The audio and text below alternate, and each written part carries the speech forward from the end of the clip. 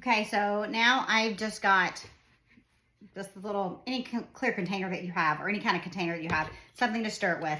I mean, if you want to use gloves, you can. I think I'm gonna go ahead and do it, just because it can get messy. I normally do this outside, but I'm just not doing it outside today. So,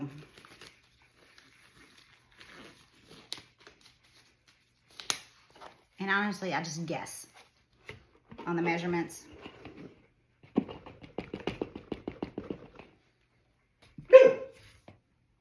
And you don't have to use screws.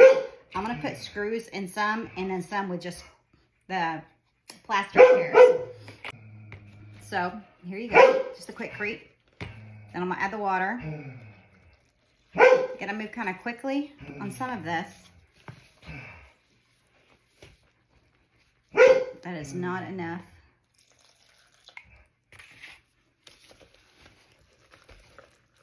Okay, I'm going to have to hold it like this, make it easier.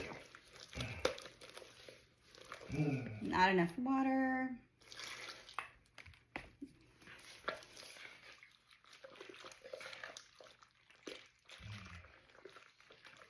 Oh, that may have been too much.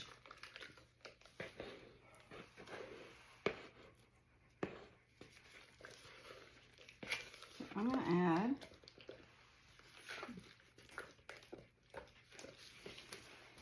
a little bit more to thicken it up a little bit more before I put it in, because I put a little bit too much water in there.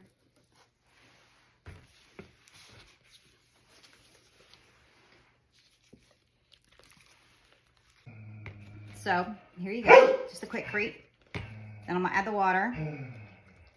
Gotta move kind of quickly on some of this. That is not enough.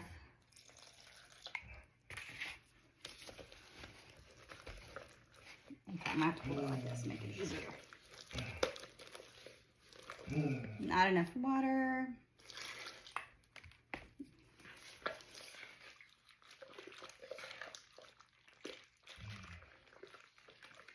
Oh, that may have been too much.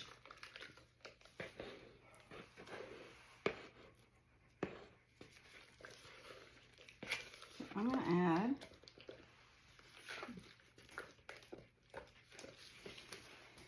a little bit more to thicken it up a little bit more before I put it in, because I put a little bit too much water in there.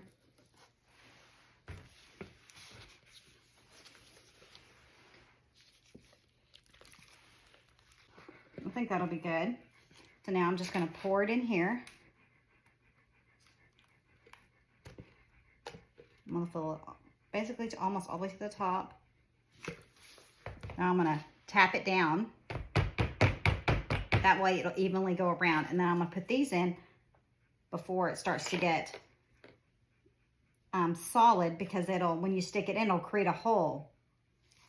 And we want to make sure that the Quikrete or the plaster of Paris really is all the way around.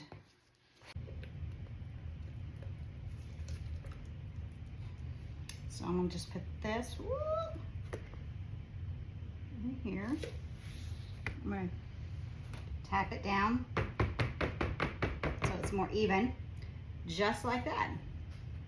See, that one's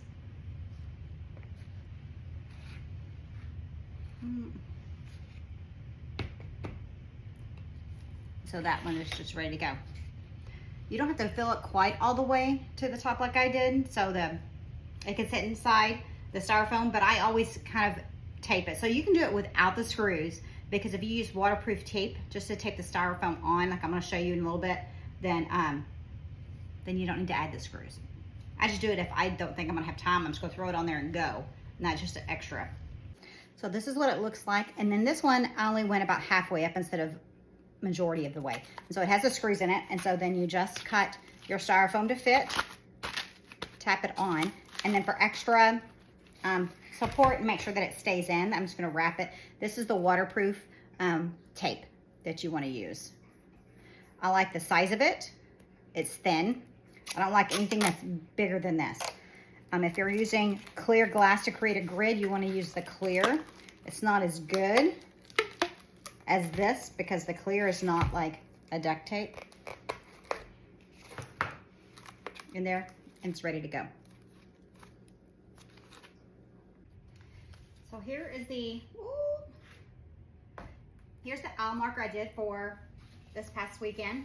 Whenever you're repurposing it from the aisle to a centerpiece for guest tables, you gotta think about the height of it. So you gotta think about where the tallest flower is and make sure people can still see over it. So that's important. If it's gonna be in front of the sweetheart table, then it can be taller and it can be flat. It can be one side. If you don't put any flowers in the back, you keep it all greens, flowers only on the front side. If it's a guest table, gotta be double-sided, and it's gotta be shorter. So you decide which direction you wanna go, but this has, see, underneath. So you can make it wider than it, and this one is actually more rectangular, and this one that we just created are square. Square is great for if it's gonna be more of a round table, but these can also go on round tables. So it just depends on personal preference. So what's your preference?